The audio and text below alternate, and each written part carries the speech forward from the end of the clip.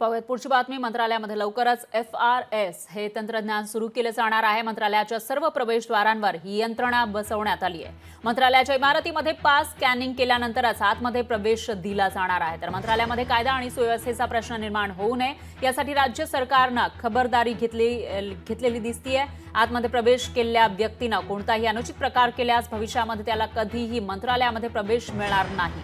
यासोबतच त्याला कायदेशीर कारवाईला सुद्धा सामोरं जावं लागणार आहे।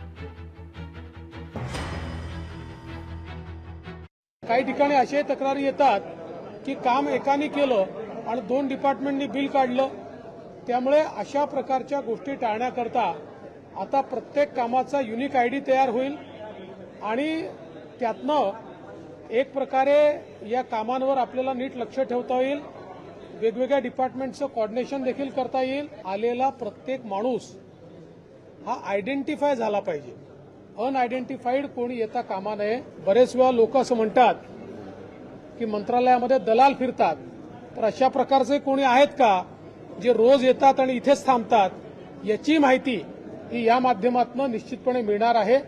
त्यामुळे एक चांगली सुरक्षेची सिस्टीम ही मंत्रालयामध्ये आम्ही उभी करतो।